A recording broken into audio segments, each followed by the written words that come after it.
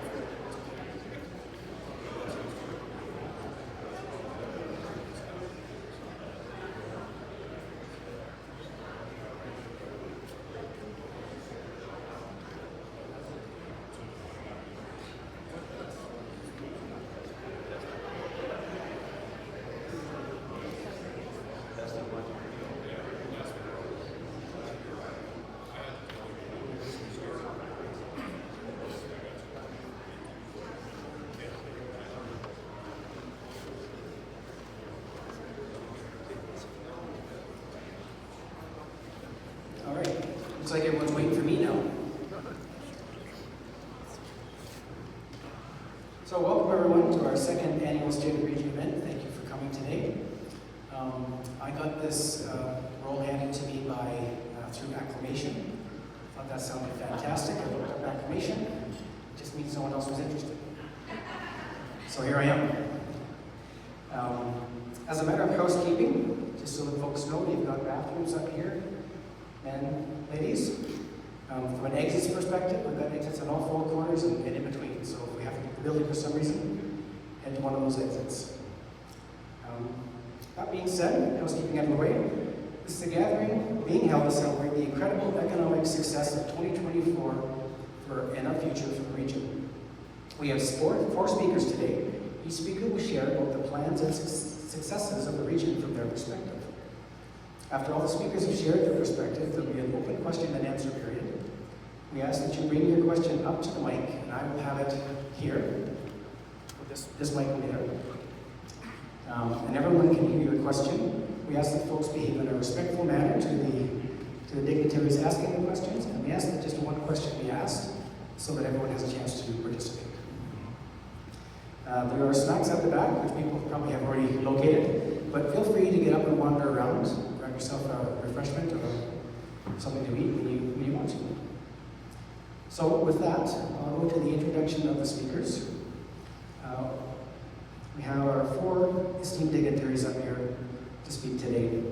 MLA Grant Hunter, the Mayor of Colden, Mr. Jack Van Ryan, the Reeve of the MD, Ms. Marmy Naga, and our very own Mayor, Mr. Andrew Kukop. So we'll go in that order, and again, we'd like to save questions to the end, so type them into your phone or write them down, and get to it at the end.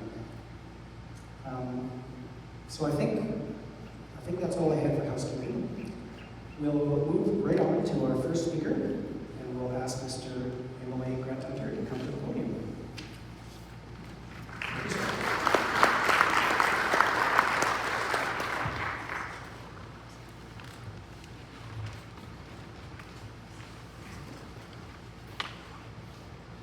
Can you hear me well enough?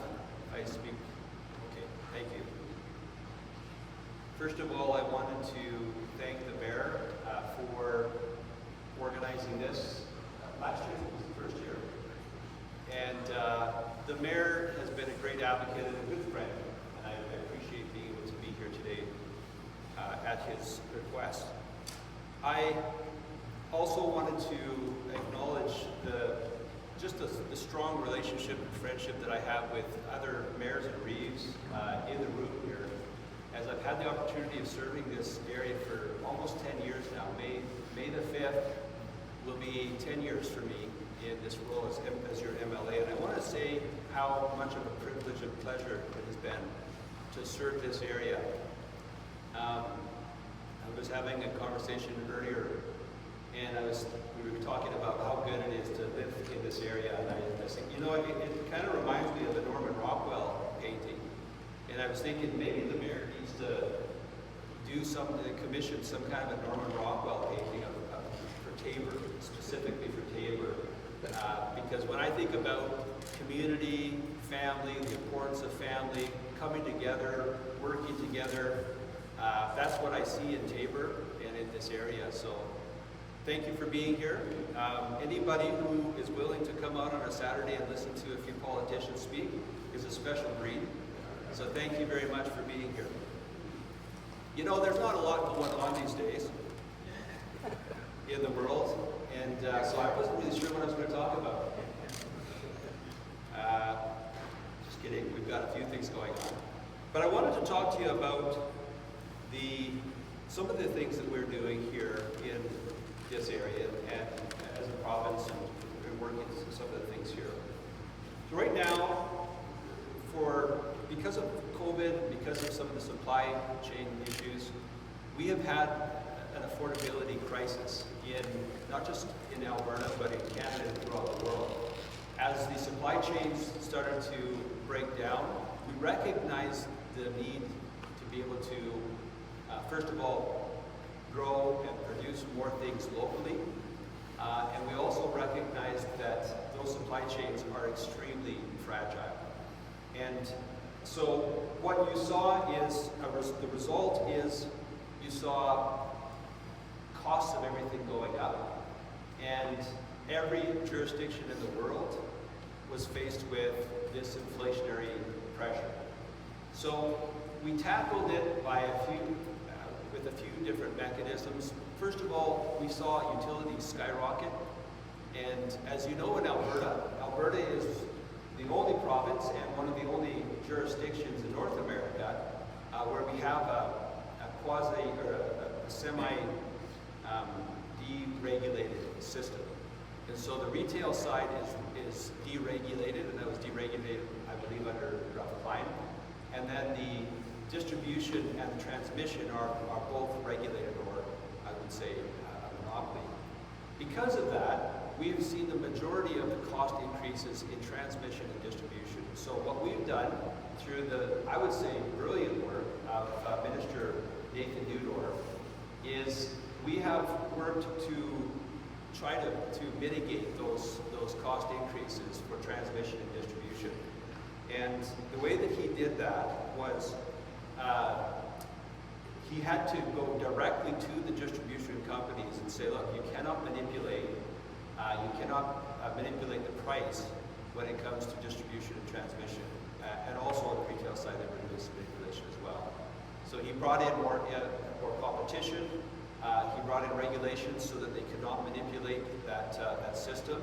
And because of that, we've seen a decrease in our utility costs. And I take my hat off to the work that he did. It's a very, very complex file. And as you probably know, Nathan Neudorf, or Minister Neudorf, didn't come from that industry. So he wasn't a guru.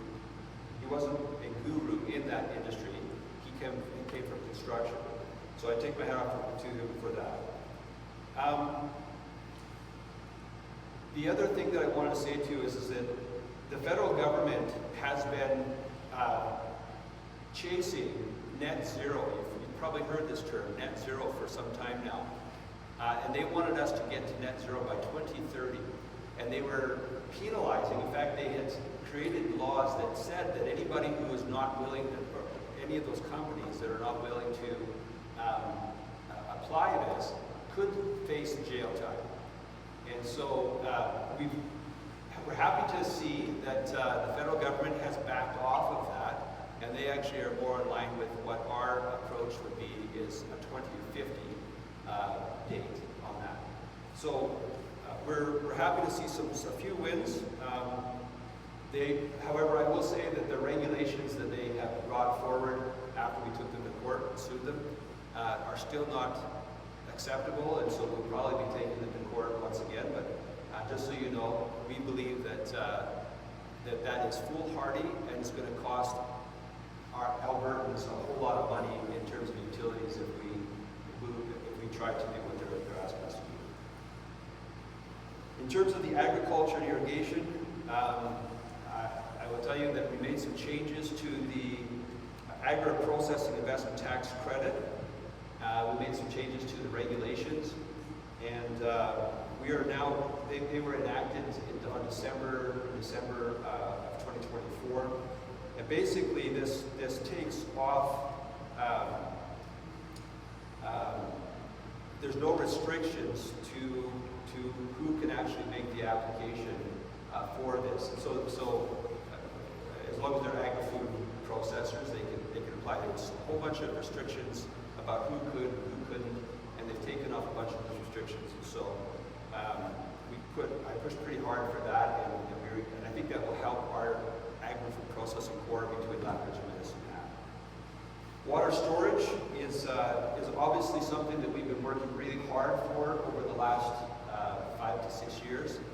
As you know, Chin Reservoir will be the largest of the expansion and the off-stream storage expansions that we do. We need to do better, though. The reality is that the environmental impact assessment here in Alberta that was required for that project to go forward, it is taking too long. And I say that from being part of the government, and so I don't have a problem when we're doing something that is taking too long or doing something wrong to admit it. And so I will say that we need to do better in terms of making sure that projects go forward in a timely fashion. You know, we can complain and whine about what Ottawa does. In fact, I was listening to Pierre Poilievre this morning that was saying that because of C-69, the average mining project in Canada will take about 19 years to complete. 19 years. And so what happens is nobody comes to Canada to start the projects because they're just not open for business. Now, I can complain about that all I want, but in reality, when it takes over a year just to get the terms of reference part done for the environmental impact assessment on the Chin Reservoir project, we're not doing much better. So, I will tell you that I'm advocating to streamline those. Dale Nally is a good friend of mine. He's the Minister of Service Alberta and Red Tape Reduction, and I have told him about what's going on. He assures me that they are trying to work through some of those issues, and I've also talked with Minister Rebecca Schultz, who's the Environment and Protected Areas Minister, about this issue as well.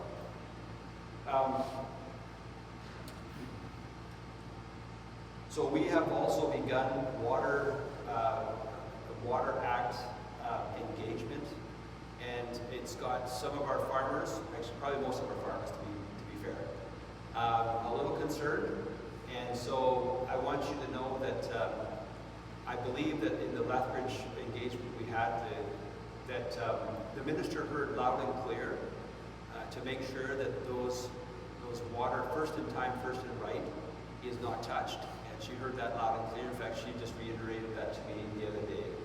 So I want you to know that that will not be touched. the reason why she opened up that Water Act engagement is because the Premier had mandated to her that we have to be able to figure out whether we have the right policy in terms of interbasin transfers. And so that interbasin transfer is why she opened it up, but then you had, while we've got this open, we might take a look and see if there's any other gaps that we need to address. And so we're trying to do that. The other thing that I wanted to talk to you about is had the opportunity, the Premier tasked me with being the chair of aquatic invasive species task force, and we met for about 4 months, and we were able to address some of the gaps in terms of our response to aquatic invasive species. Quagga and zebra mussels are a real threat especially to our irrigation. To actually any waterway, but especially to our irrigation. And if the quagga and zebra mussel were to get into our waterways, they proliferate so quickly that it would be almost impossible to mitigate and get rid of them. And so Ontario spends, I think, about $500 million on mitigating the quagga and zebra mussel infestation that they have in the Great Lakes there. And we don't want to be in that situation. So our whole strategy is to make sure that these guys stay out. For, I think, 80 years, we've kept rats out of this province. We had a really good rat-free strategy. I want to be able to say the same thing about quagga and zebra mussels as well. So we put that whole thing together, and I think that it's a great report. We released that in late December, and so if you are ever bored, you can read that online, and I'd love to have your feedback on that.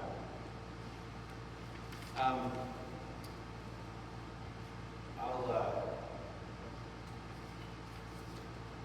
also say that we had last year, it's a good problem to have. Last year we had 204,000 people move into the province. That's the size of 2 Lethbridges. They came in, they need schools, they need places to live, they need hospitals, they need the services. And they add to what Alberta is. And the nice thing about it is that, there's 204,000 more Albertans that we can build our province and make this a great place for them to raise a family and have business from the start to have a job. The problem is that we need to build about 100 schools in order to be able to address the expansion that we're seeing with the population. So we announced that we will have, in 2024-25, we announced a $215 million top-up to the budget that we had in order to be able to address some of the current issues that we're dealing with the growth. And that is to do 100 new modulars, for classroom modulars, to address about 2,500 students. Now obviously, with 204,000 people moving in, you're going to have a lot more people that need classroom space, but we were able to absorb what we had. But just so you know, that was last year's numbers. We expect it to be just as big this year. And it's not immigrants that are coming, it's immigrants. It's people emigrating from other parts of the country. And that's because when we know what the Alberta advantage is. It's lower marginal tax rate, lower regulatory burden than other jurisdictions. And so people come because of that reason. There's jobs, there's opportunities, there's lower. The next closest jurisdiction to us is $6 billion more in taxing their people. $6 billion more in taxing their people. We tax people a whole lot less. We believe in that. We believe that the people actually can prosper, and if they got more jiggle in their pocket, then they're gonna be happy. So we're building more schools. We have a 7-year project to build for another 200,000 students, which is going to cost us about $8.6 billion. And so that is also in the next 3 years, we're going to be starting 30 schools each year. Think about that. We have to build 30 schools each year in order to be able to keep up with that kind of So also I wanted to tell you that the Highway 320 between Taber and Burdett is doing well. 46 kilometers between Taber and Burdett is going well. We allocated $170 million over a 3-year period to build that. And we also allocated another $9.4 million over the 3 years for engineering, planning, and design of the other sections of Highway 3 between the provinces of Saskatchewan and BC. And Bill Chapman, who's here with us today, was a great advocate for this. And I know that Bill sleeps a little better knowing that it was in his lifetime that they actually saw that. I talked to a lady who was the assistant to one of the other MPs or MLAs, and she told me, she said, when our MLA was in there, we had no belief that they were ever going to twin Highway 3 between Saskatchewan and Alberta. And you can say that you had it in your lifetime, that this is going to be happening here in your lifetime. So in 10 years, we're going to get the full thing twinned. Now we just have to convince BC to twin their part.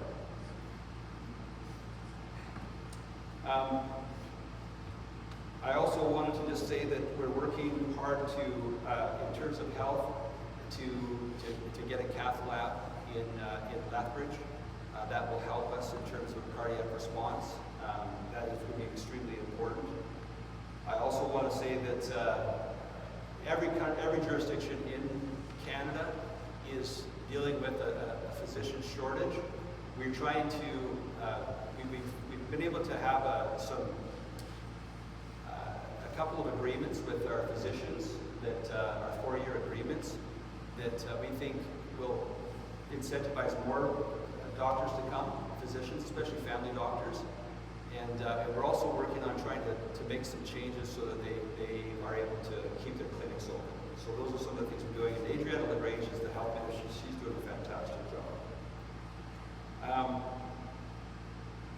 And I will, I'll just actually maybe end with this. The Premier is down in the United States, and she is she's fighting for Alberta's interests. I know you've heard some people out there, some of the media that have said that she shouldn't be down there. I've had actually some people from my riding even call me up and say she shouldn't be down there. Well, let me just put this in perspective, hopefully, for you. If Trump is successful at implementing 25% tariff on all products going down to the United States, it will create a trade war. The trade war is going to be borne by people. We are going to feel the brunt of it. And the trade war with the United States, when we're 1/10 of their economy, we will get a cold, or they will get a cold, we will get pneumonia. It's the best way I can describe this. And so, in my opinion, the best approach is a diplomatic approach. Not a tit for tat, you poke me in my eye, I'm going to poke you in your eye. That is not the way that we're going to be able to try to get through this. Perhaps President Trump will not listen to our Premier, but she's extremely, extremely capable at diplomacy. You've seen it, I've seen it many, many times. If we had anybody down there at any given time, I would have preferred to have her than anybody else. She is doing a fantastic job, and she has a good way with people.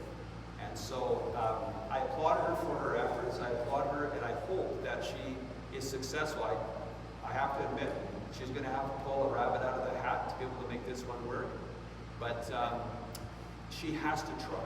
And this, I take my hat off to her for trying. With that, I know that there's going to be some questions about some other issues, but rather than me going through and taking more time, I'm going to just stop there, and then once we get into the question and answer, I can answer some questions you might have. Thank you very much.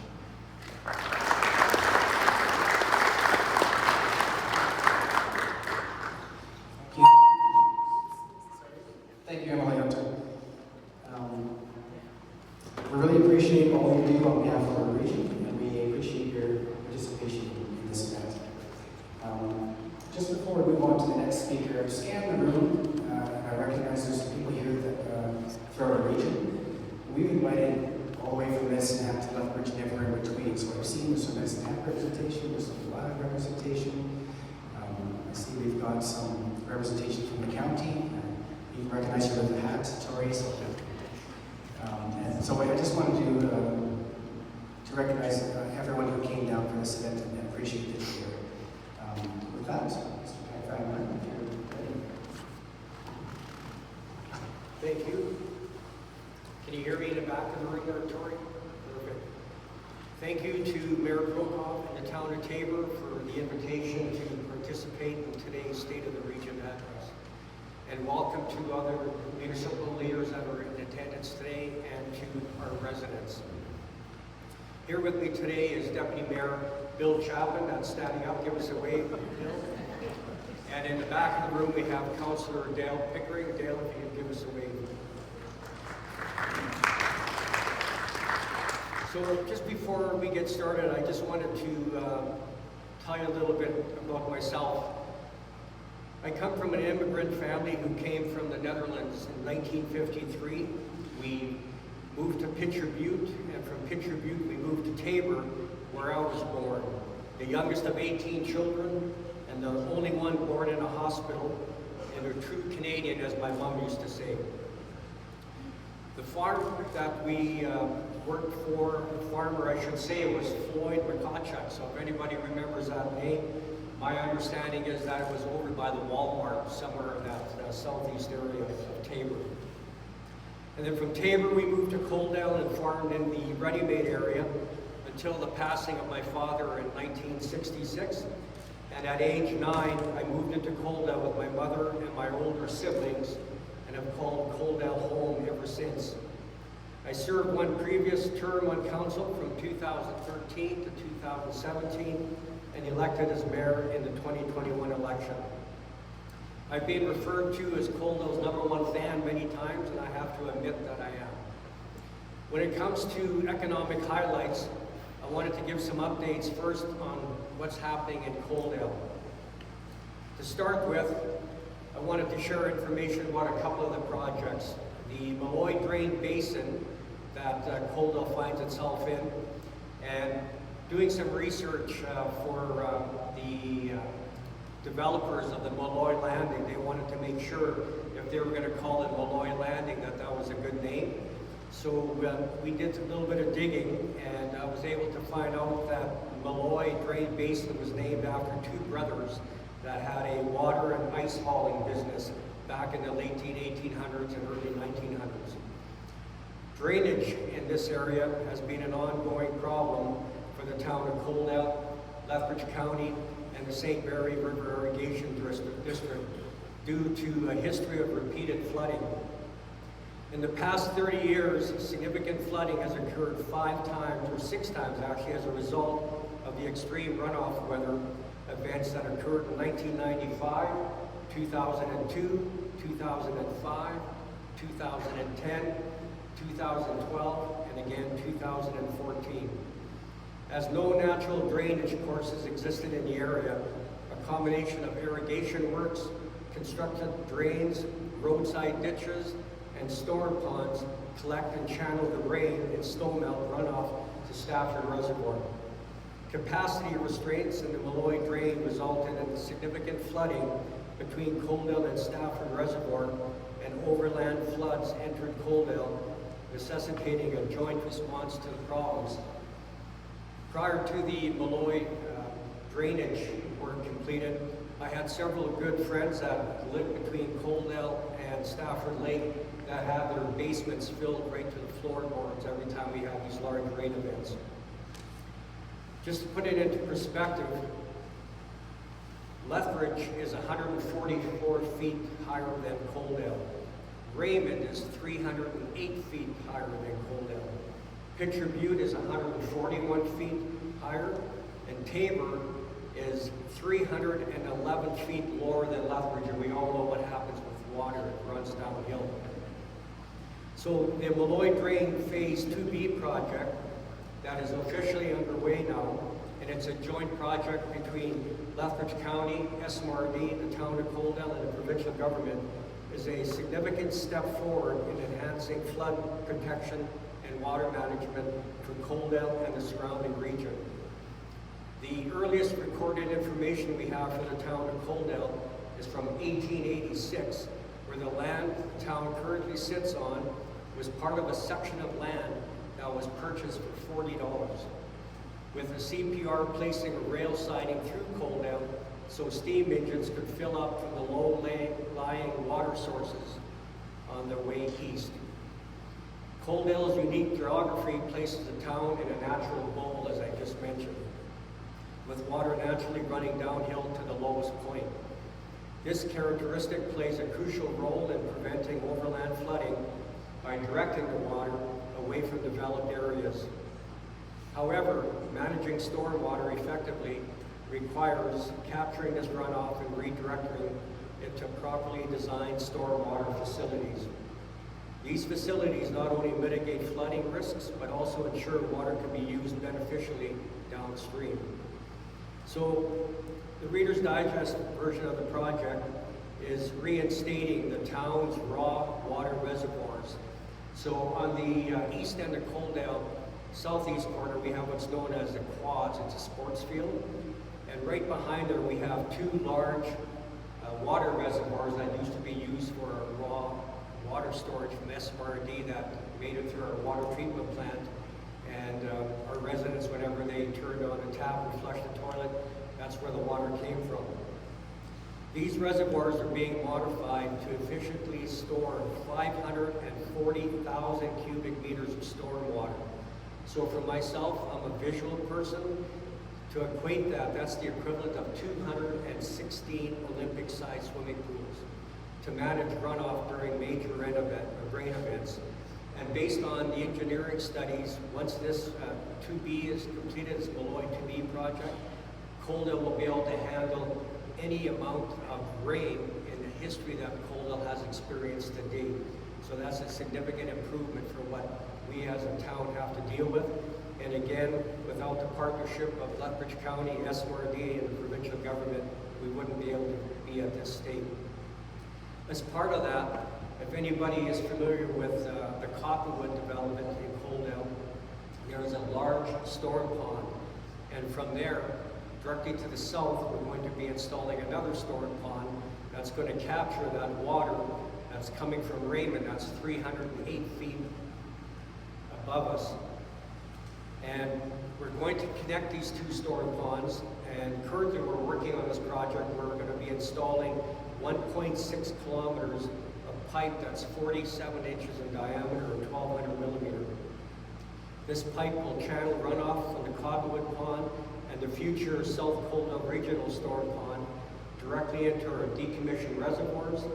This system will divert water from areas prone to flooding and store in the reservoirs for controlled release. This infrastructure is designed to handle up to a 1 in 100 year storm event, while also supporting the controlled release of stormwater into the St. Mary River Irrigation District system, ending up in Stafford Lake through Molloy Drain. And this ensures that water is available to support irrigation needs downstream of Coaldale. So with the elevation differences ensure runoff flows away from Coaldale into the low-lying areas, the Molloy Drain 2B project levers the natural features to improve stormwater management. And this is crucial, and this will be the last phase that Coaldale requires to make it relatively and hopefully for the future that we won't have the significant flooding that we've had in the past. And once again, excuse me. Once again, I wanted to acknowledge that this initiative has been made possible through the combined efforts of Lethbridge County, SMRD, and a generous funding of $4.2 million from the province of Alberta and the Government of Canada. We also are grateful to MLA and Parliamentary Secretary for Agri-Food Development, Grant Hunter, for his guidance and supporting and securing these critical funding opportunities. The Molloy Drain Phase 2B project is a testament to the power of partnerships and long-term planning. It reflects Coaldale's commitment to managing water resources effectively and protecting the community from flood risks. Another big project that's coming on stream as we speak, and this is a result of the McCain's expansion.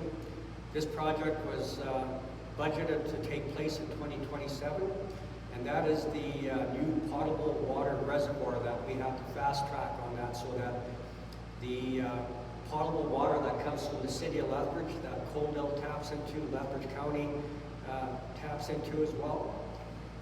With McCain's expansion, we had to look after our future water needs.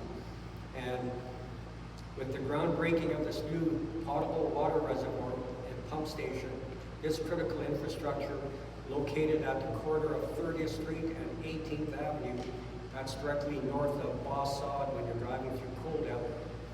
The vision for sustainable growth and development is outlined in our infrastructure master plan. So with this facility, the increased water storage capacity will expand Coaldale's current water storage to 8,300 cubic meters, and again, putting it into the size of Olympic swimming pools, it's the equivalent of 3.5 Olympic-sized swimming pools.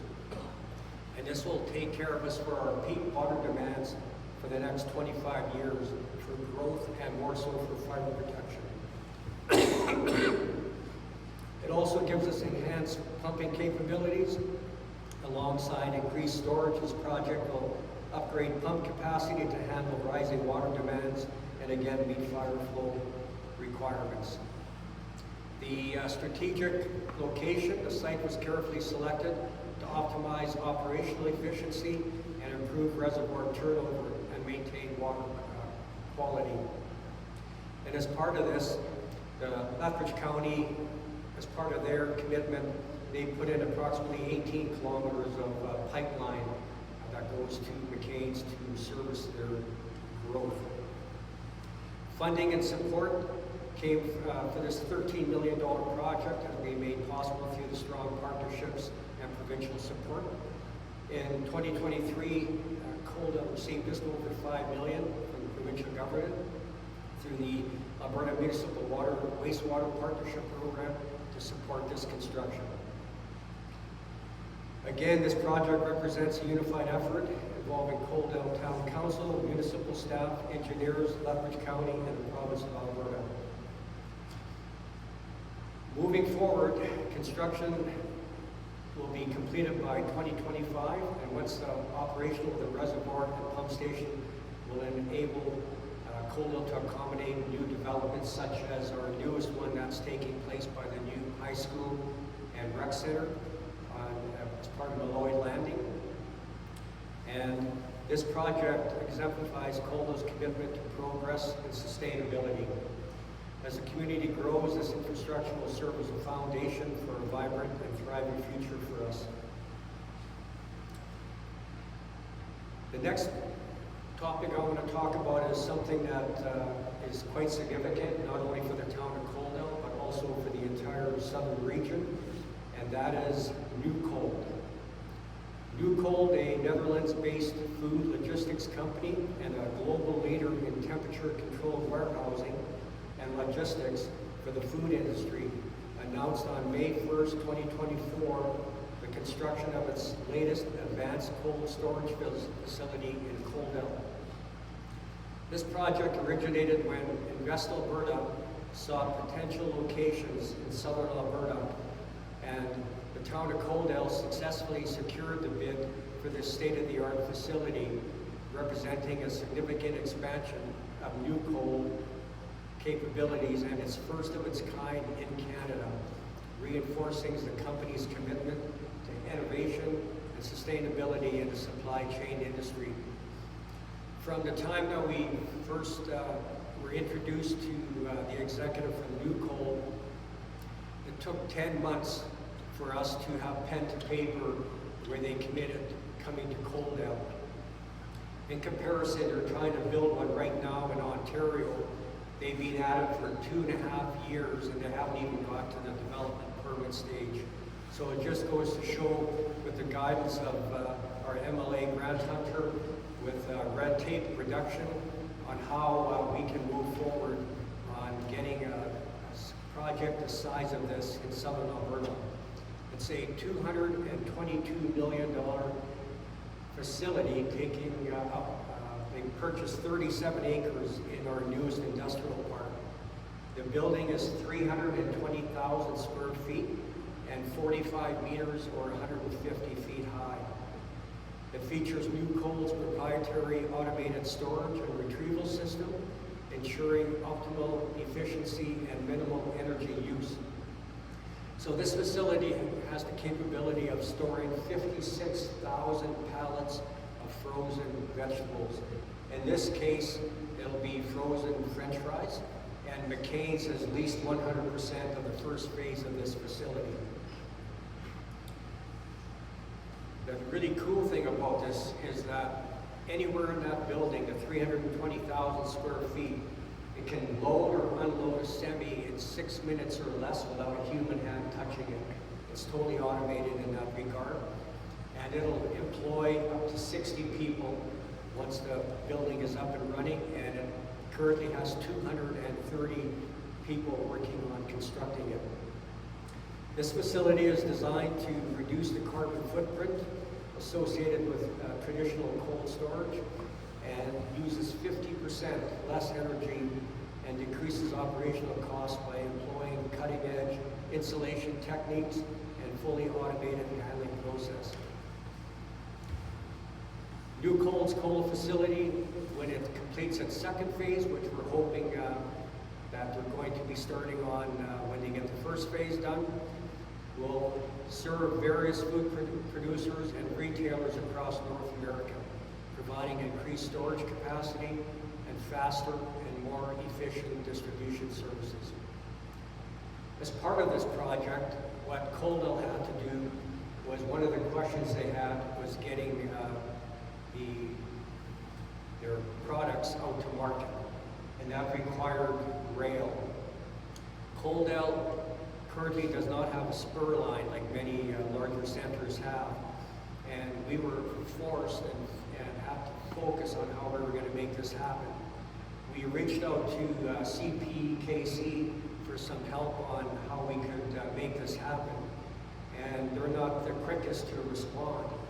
So one of our engineers, Jason Siemens, he thought of going to Google Earth, and he moved over to the city of Lethbridge, and he found a spur line, and he picked it up and he brought it over to Coaldale, and he found 5 places where a spur line would work on the south end of our industrial park.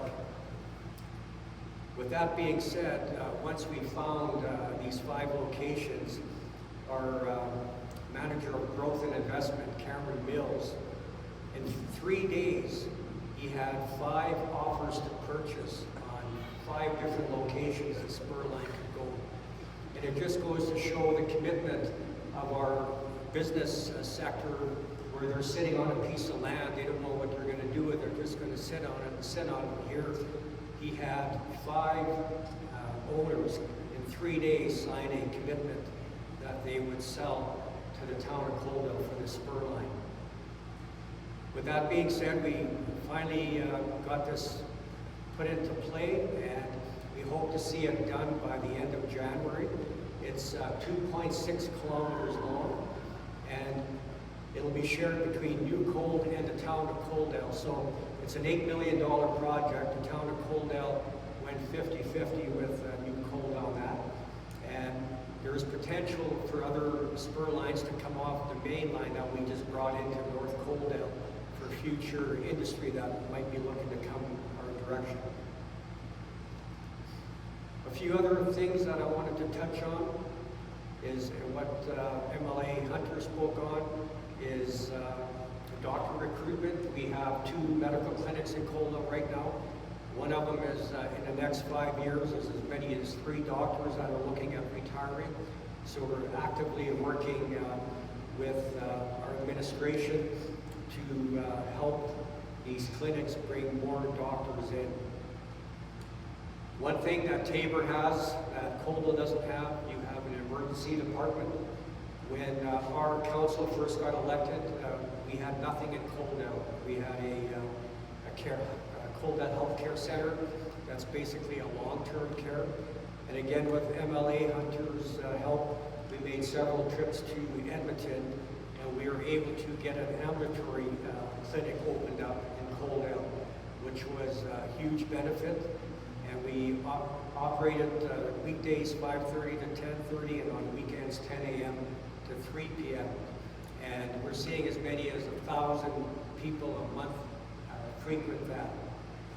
And not only Coldell residents, but we have about 51% are Lethbridge residents, and we have people that come in from Taber, we have people that come in from Raymond, from Picture Butte.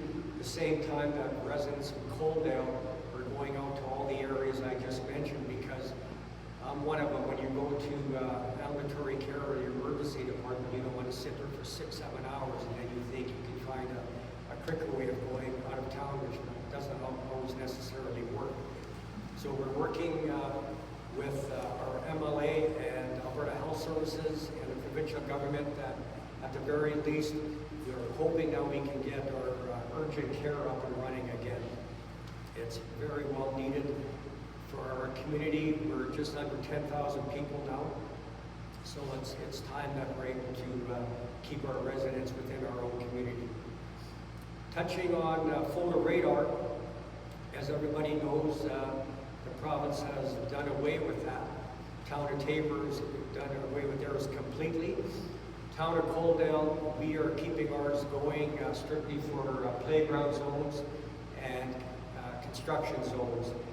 You can also do it in school zones, but back in 2022, the town of Coldell changed all theirs over to playground zones, because that way we can have a consistent timeline of when they're in effect. Thank you to Town of Taber for their help with the Town of Coldell setting up our Pet and Animal Wellness Society. Myself and committee members worked closely with Taber on there's no use reinventing the wheel, so we mirrored what Taber was doing. And the most recently, the same with Citizens on Patrol. We just formed one. We've been working on it for a year and a half, and I've made several trips to the COP meetings at Taber to get information and learn from their expertise. And last but not least, something exciting that we're having the grand opening for on February 14th is our outdoor Civic Square Plaza. So Coldell, we were able to find some grant money, federal grant money for this one, a little over $1 million to put in a $4.5 million outdoor skating rink and outdoor plaza. So it's about 40% size of a regulation size hockey rink. It's refrigerated. People, kids can go, families can go skating up until it's 10 degrees Celsius. And we've experienced that over the last few weeks, and it's been very successful. It's amazing the hours of the day that you find families outdoor skating. It's being very well used. So the grand opening is going to be on February 14th for that. And that same outdoor space during spring and summer, we plan on keeping it busy 250 days of the year. And we're going to open it up to community groups, churches, schools, and we're going to do our equivalent of Taber Corn Fest. We call it Summerfest. We're going to have farmers markets, concerts, and we're going to have festivals, movie nights, food trucks, and many, many other events to keep that new facility busy. So with that being said, that's everything I have to say. And again, thank you for the invitation today, Andrew. Appreciate that. Thank you, Mayor. It's definitely an exciting time for our region, and Town of Taber is happy that Coldell participates the way they do with our regional efforts. Currently, we're working on water and wastewater across the region, and one of our close partners we work with fairly frequently, so thank you. Next up, we'd like to welcome Municipal District of Taber, Dave Tamaranga. I'm just going to change the slideshow.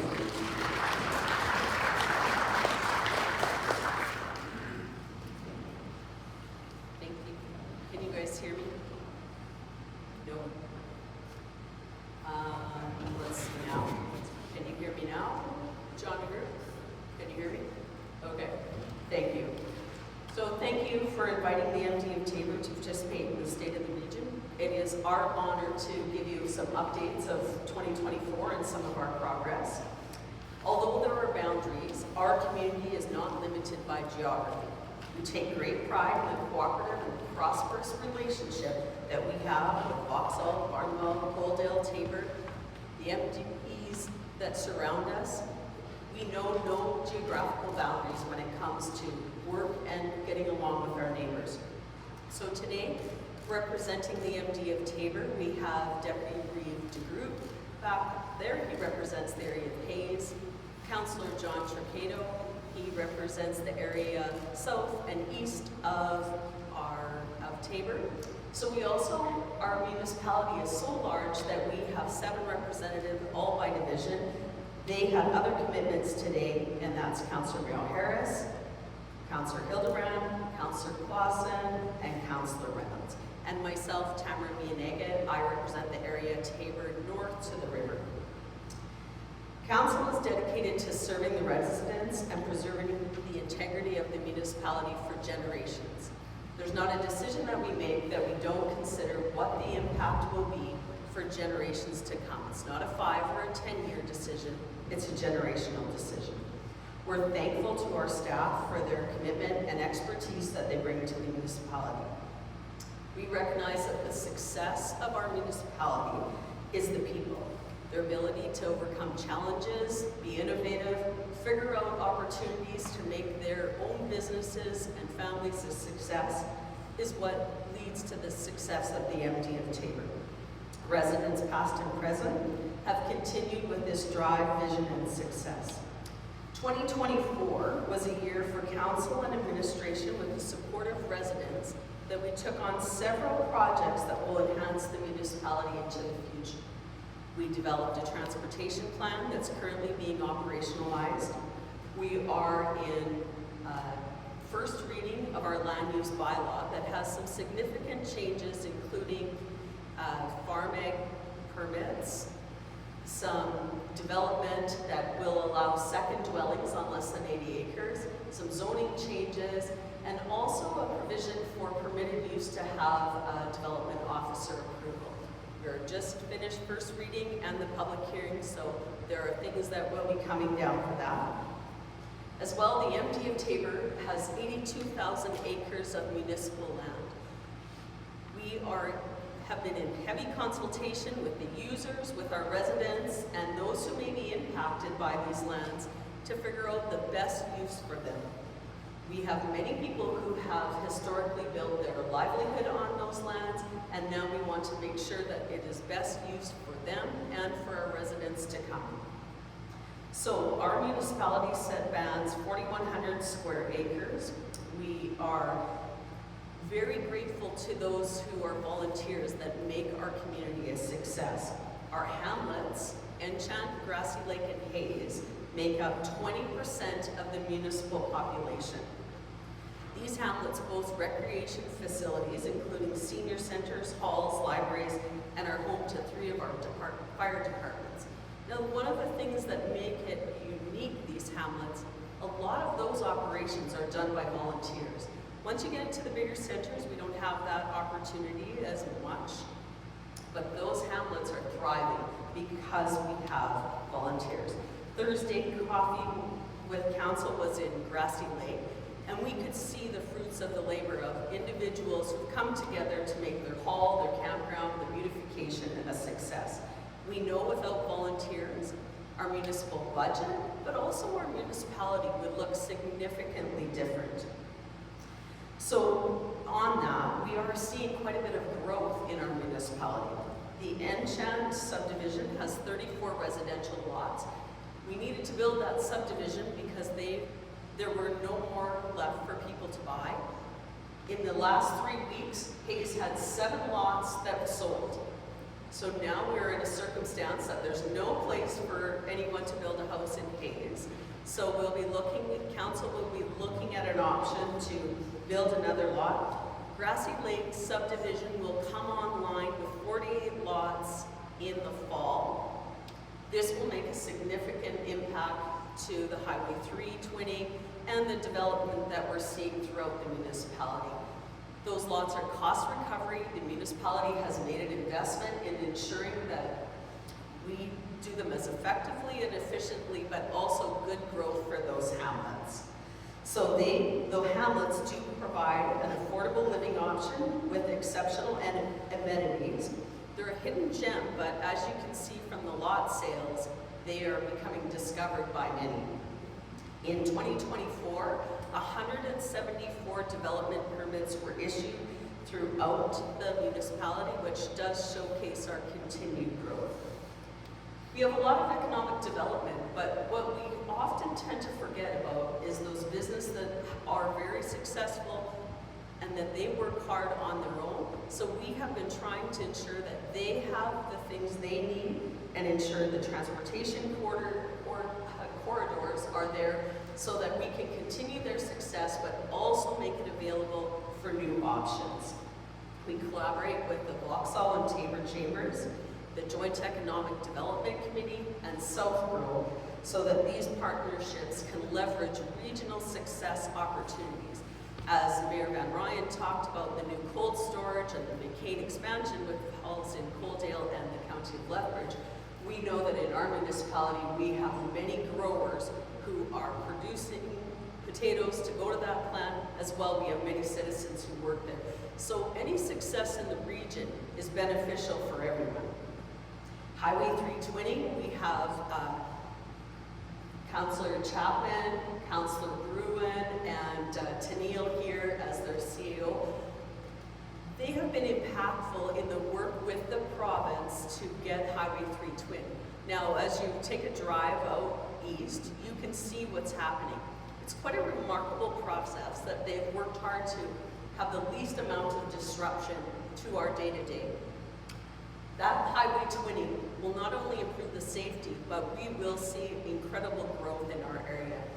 We are the envy of many in our country, probably in the world. We have a great ability to grow food, and now we're improving our ability for transportation. A little bit more local, but very important. Our MD of Taber Regional Fire Service partnerships with Vauxhall and Barnwell. We have 79 volunteer members. I'd like to highlight the 50 businesses who support them by allowing them to leave their jobs at a moment's notice.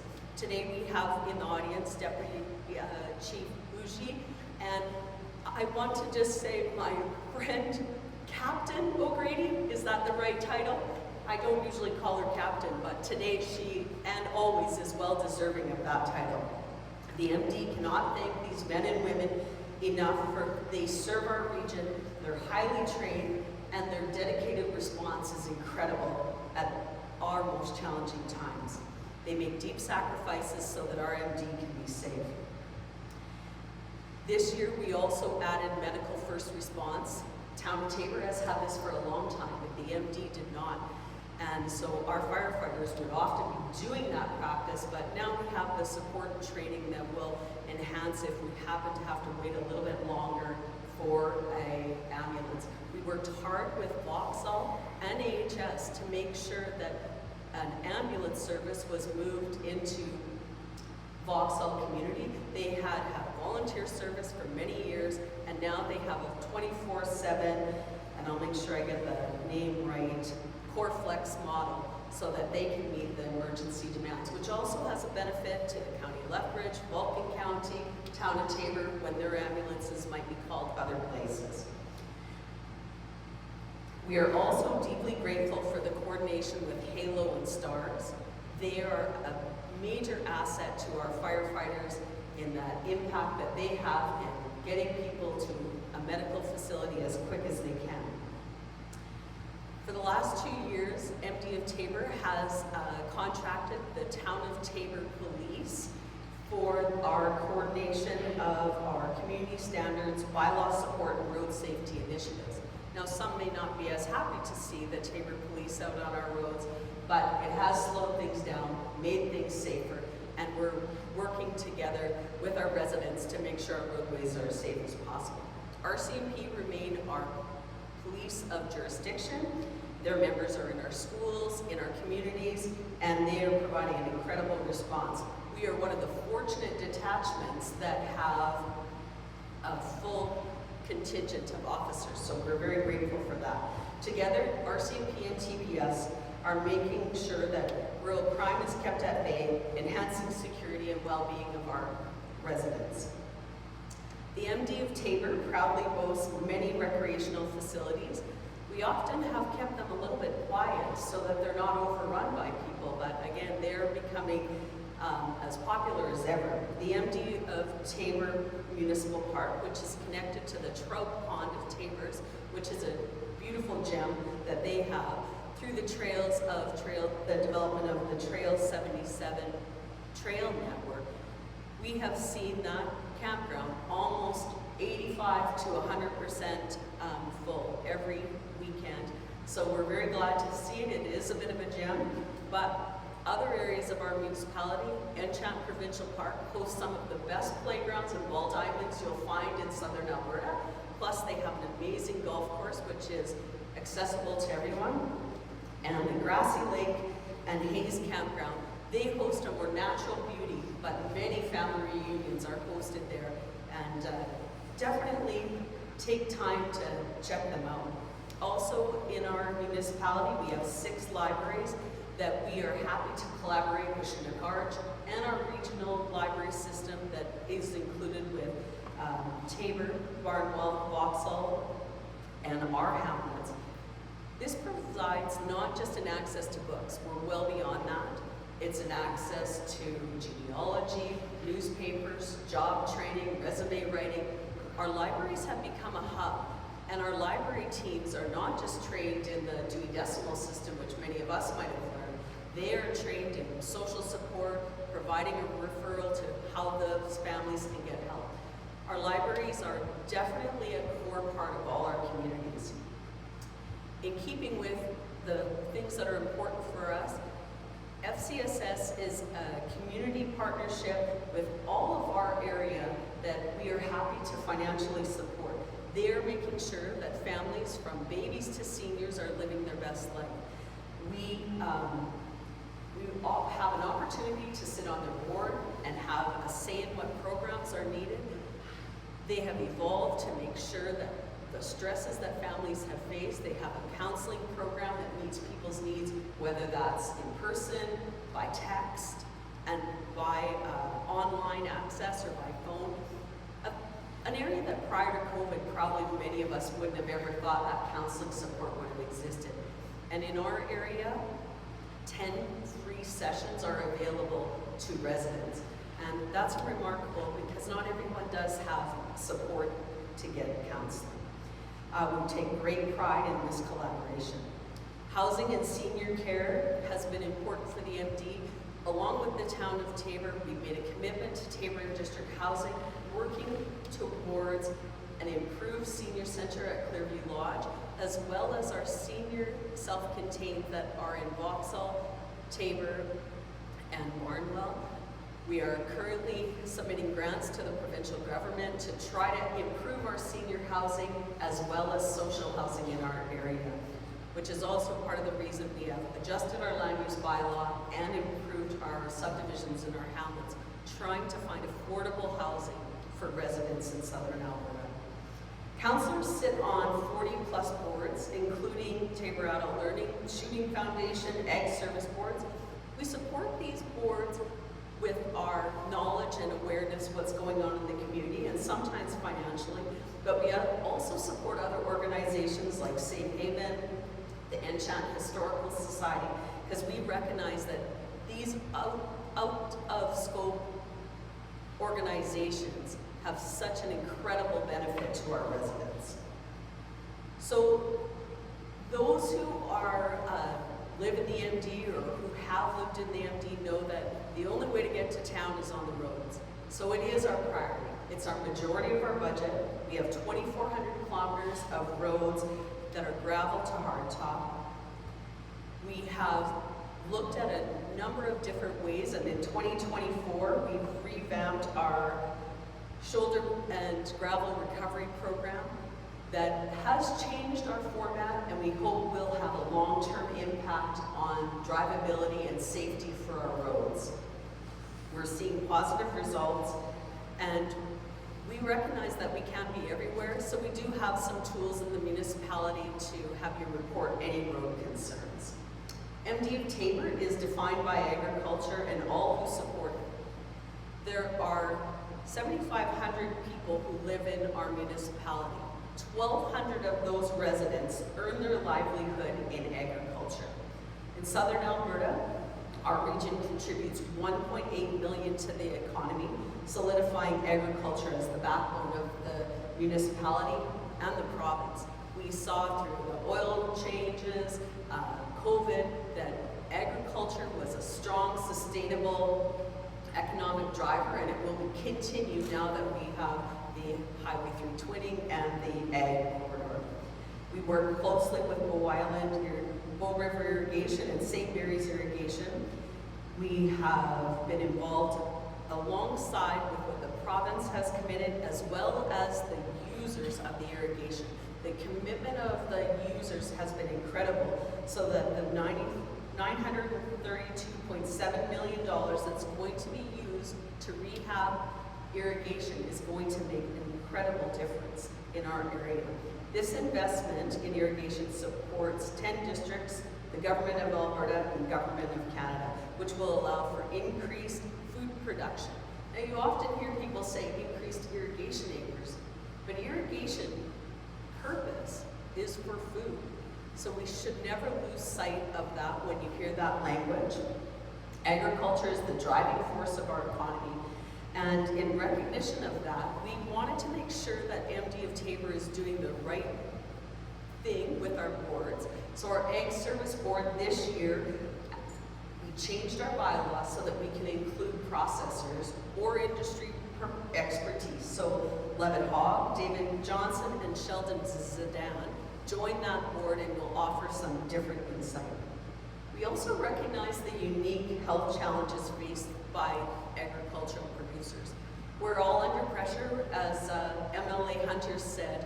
You know, there's a lot going on in the world. So whether it's day-to-day pressures, your personal pressures, or if you're a farmer and you see that big white combine come in the sky towards your very beautiful crop, the pressure is almost overwhelming. So with FCSS and a group called Alberta Farm Mental Health Network, otherwise known as AGNO, there are mental health supports out there for ag-related industry. We haven't always focused on that. That was a group that was just get her done, there's always next year. But unfortunately, we have seen some crisis happen. So we want to make sure that ag producers or employees or anyone who lives in the municipality knows that there's support. That language you're hearing, it's okay to not be okay. We all understand that, I think, a bit better than we did 5 years ago. But the other thing that I would ask, and our council would ask, is check in on your neighbors, check in on your colleagues, because sometimes we just carry on with our day and we don't realize. So it's an important part of the municipality. Mayor Van Ryn I'm going to switch gears now completely. Mayor Van Ryn talked about drainage. So drainage is very critical for that food production. If all of a sudden we have a flood, or we had what happened in 2018 and we saw the water cascading across the land, threatening the infrastructure of the canals, we cannot grow that food. That food isn't just for our area. So we have completed Phase 1 of the Horsefly Regional Spillway. Phase 3 is underway.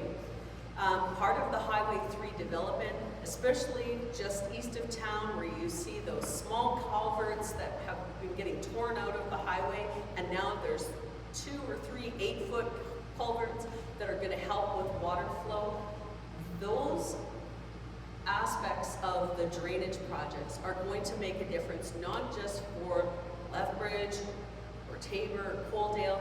They're a regional impact, and we have all the municipalities from County of Lethbridge to Medicine Hat, and Councillor Sharp is here with us today. Their councillor has looked at their contribution to Highway 3. We have a few other municipalities who haven't joined us, but it is time we look at a regional approach. This will save our irrigation infrastructure, which is food production, but more so, that is also how we turn our taps on for drinking water.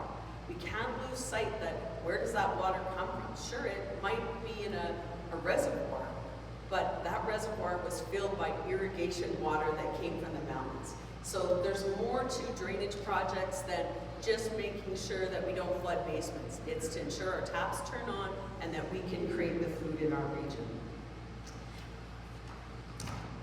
There's lots I could talk about on the spillways, but I'll carry on. So MD of Taber has really prioritized communication. We have all kinds of resources that you can access, our online version that you can get updates daily or weekly depending on your preference. We had a water main leak in Encham, which we asked our residents to turn down their water. We didn't phone everyone. It was people who were on SCAR Notify or our social media that they were able to have a quick and rapid response. So while that repair happened, we were able to manage the water and not have the water levels go low. So we recognize that that emergency tool is working. This year we added a WhatsApp channel and LinkedIn. Now for many, maybe we're behind the times, but we're trying to address all members of our community so that they can receive the timely information. We do Coffee with Council, and April 17th, I invite you all to our annual general meeting. So, as you can see, our municipality has a lot going on recreationally, but also infrastructure-wise. And we have strong partnership with our government representatives. MP Shields not here today, or Minister Scow, who represents our northern half. But we are grateful for them, but especially for MLA Grant Hunter, as well as the councils who are represented at the front and in the audience. We have taken a regional, generational approach to how we run the municipality, and it's been very important. So, as I wind up, October 20th, 25 is an election year. If you're interested in shaping the future of our region or the municipality that you're from, check your website, call your municipality. There's opportunities for people to run, and the more people who are engaged in the process, it's important. 2024 has been a meaningful process for the MD of Taber. A key takeaway is the deep sense of commitment that our residents have brought forward, whether it's on our transportation, land use, our lease lands. We've heard from them loud and clear. And we've also heard the good things that are happening in our municipality, whether it's recreation or infrastructure. We need to have involvement. I think that's the most important part of any form of government, is to hear and represent your residents. So before I end, I will also put a plug in for the Taber Food Bank and the Community Vegetable Garden. They have 2 fundraisers coming up. Coldest night of the year is February 22nd, and the Taber Titans Hockey for Hunger on March 8th. Taber and Vauxhall food banks are instrumental in assisting our residents who face hunger when they go to bed. Now, we've talked about the prosperity and the great things that are happening in our region, but we shouldn't lose sight that that's not true for everyone.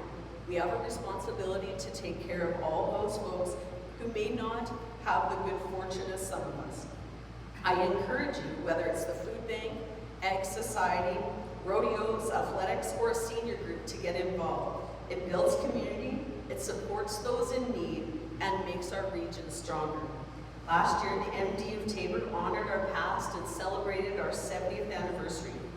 Now, as we look forward to 2025 and our future ahead, we'll work along our residents and neighbors, and we thank all those who continue to contribute to making our region a great place to raise a family. Thank you.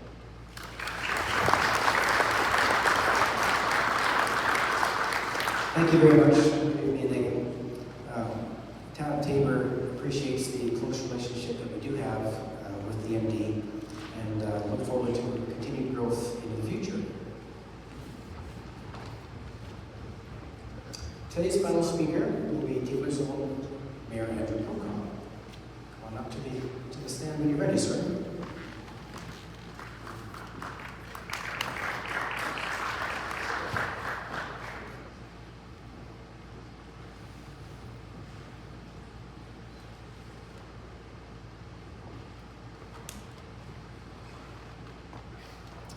All right, so good afternoon, and thank you so much for that introduction. second annual State of the Region address. Appreciate you all being here today. First off, I'd like to recognize our Deputy Mayor, Jack Brew, that's in attendance, our Taber Town Council, as well as Councillor Garth Garfield, also in attendance here today. And the rest of the Taber Town Council, which consists of Councillor Joanne Sorensen. She is here. Oh, sorry, Carly, thank you, Carly. Councillor Joanne Sorensen, Councillor Dan Renford, Councillor Monica McLean, and we do have Councillor Carly Firth also in attendance. Didn't see you come in, thank you, Carly. And I'd also like to recognize some other elected officials I don't think have been mentioned yet that are in attendance. That would be Mayor Bert Reynolds from the town of Boylan, as well as County Lethbridge Reeve Tori Campbell, as well as Mentionette Councillor Charlotte Sharp. Thank you so much for all being here. Appreciate that very much. So to start with, the whole purpose of what this regional address is about is basically to discuss highlights and events that have occurred in the region, in our area, and things that we'd like you to be aware of, and celebrate successes as well. So to start with, our Taber East constructed wetlands, the actual groundbreaking for that took place back in April of 2022, and that work completed in 2024.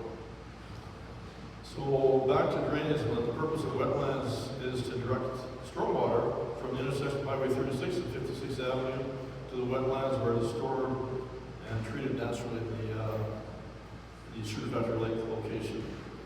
That particular project was a $7.4 million project altogether, and the federal government as well as the provincial government committed $6 million to that project, and we actually ended up responsible for the $1.2 million piece that was left, and is now completed and ready to go in place.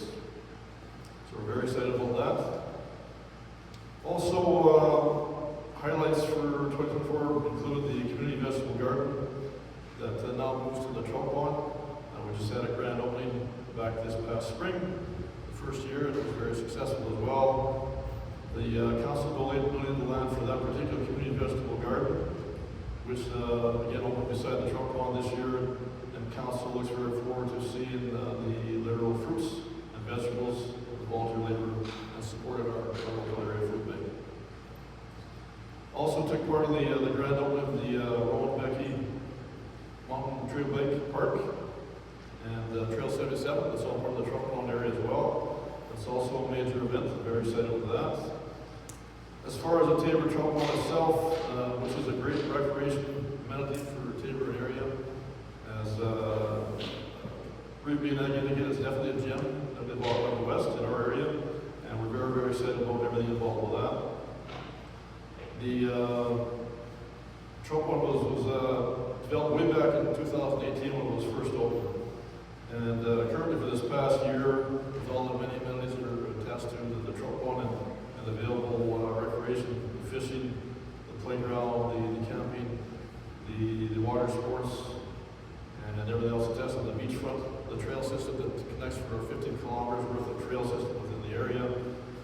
And last year we received a $350,000 grant from the province related to enhancement of that particular project, which included added day use area along with additional irrigation and trees. So 180 trees will be planted in that area, and another 180 to 200 trees are going to be planted for 2025 as well. So things are really taking shape out there and continue to evolve. Also in 2024, the concession building at the Ken McDonald Sports Park was completed and is now up and running, available for all sports in-field action.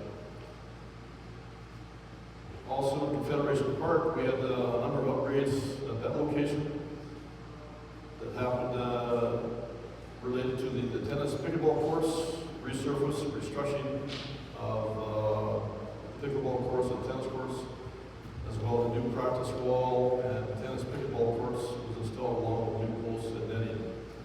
The skate park also received some new asphalt, and a number of trees were taken down from the park and replaced with new ones to deal with the safety and aesthetics of the area. Also, the Clean Energy Improvement Program that launched in Tabor, that occurred in October last year, the launch of the CEIP program, which has been working and implementing for over a year now. Thanks to the partnership of Alberta municipalities, residents can now apply for energy efficient home improvements, installing solar panels, upgraded installation, replacing windows, and receive funding repaid through the homeowner's property taxes. Application is ongoing now and into the future as long as the funding is available. Also is the 41st Avenue cast iron replacement. That was a very aged piece of infrastructure, close to 100 years old. For months, a portion of 41st Avenue was closed off and completely torn apart to replace the old cast iron pipes for sanitary sewer purposes. Not only were these pipes upgraded to modern standards, but the project also entailed utility, lighting, sidewalk, curbs, and asphalt upgrades. This length of roadway was determined to need line replacement, and so when the town undergoes this type of underground work, we look at the project holistically and upgrade up the infrastructure in the area so we can basically kill two birds with one stone. Also, a number of sidewalk and road repairs were completed. The town of Tabor approved a budget of over $300,000 in 2024 for sidewalk repairs, and additional $300,000 for road repairs. This was up from the $250,000 amount for the year previous budget. And the sidewalk also road repair program was budgeted every second year. In 2025 council has approved $250,000 for each area and is looking forward to making the sidewalk repairs and or road repair program an annual program to better keep up with our infrastructure needs. Streetlights improvement project included the council requested administration to conduct a study to determine the light levels of Tabor based on public feedback about the darkness of Tabor in areas of concern. And after determining that many parts of Tabor are now too dark and need the better light to improve safety and visibility, council did approve a budget of $85,000 per year to upgrade lighting. This budget is estimated to cover the cost of upgrading of 5 blocks per year, and some blocks were already upgraded in 2024, and this initiative will continue to take place in 2025 and beyond. Also, a secondary wastewater treatment plant clarifier upgrades were done that required to be replaced back in 2023. That was completed in 2024. The project is currently underway within anticipated, it's not quite complete. Completion date for 2025. Related to the police station upgrades, there were also an entrance to the police station that went through a number of upgrades related enhancement of security, privacy, and aesthetics in the amount of $111,000 and a great improvement in that regard. Regional Stormwater Master Plan was also created to assist with current stormwater concerns and future growth of the stormwater system.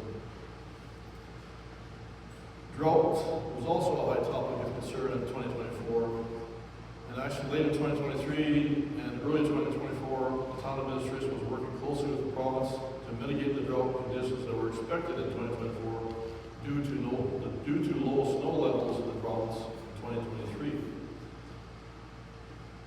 While the town did have to enact level 1 of our water restrictions in May 2024 and lifted that in June, conditions improved greatly as a result, and we were very lucky not to have to need to expand those restrictions as a result.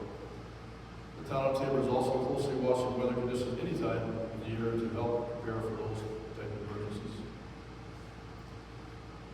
The Lagoon Solar System Operational Project. After its 2022 approval, the Lagoon Solar System Array was finally finished in 2024 and operational in May. The system produces 107.5 of the total combined yearly construction, as well as our Laguna's aeration system, meaning it makes more money, it makes more energy than it uses. The total cost of the project is $1.4 million, and it will reduce 770 tons of carbon dioxide emissions annually.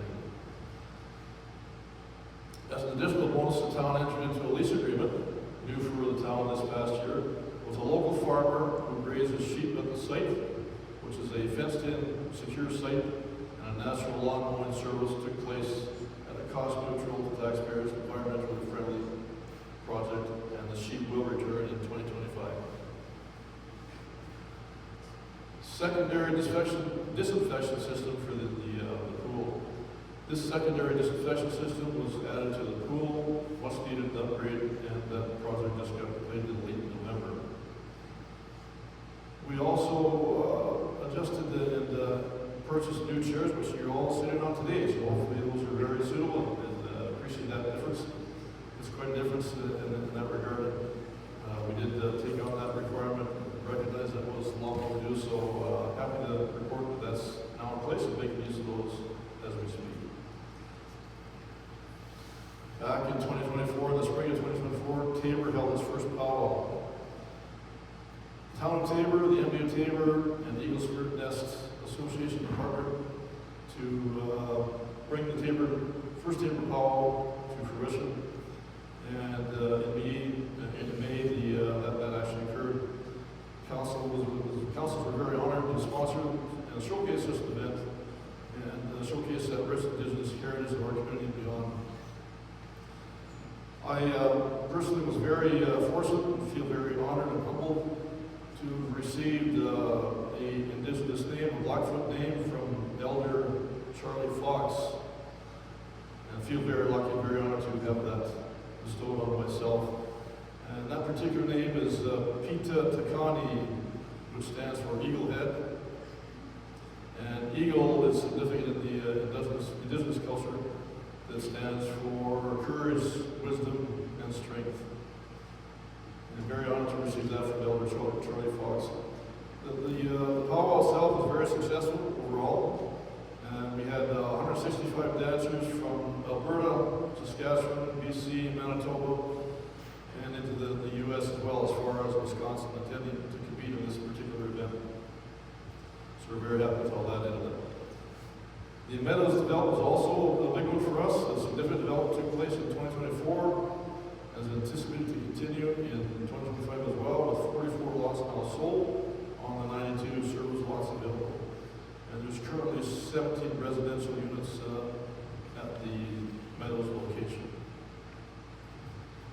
Commercial development included the Shoppers in Dollarama, and completed with the No Frills grocery store currently under construction. 11 other retail spaces are also currently under construction with retailers like Starbucks, Barbarino, Ito Japan, Church's Chicken, and Firehouse Subs as potential tenants. Also in the area are some more construction going on with 3 different eighplexes and the subdivision of the Sunrise Crescent area for another 11 family home locations.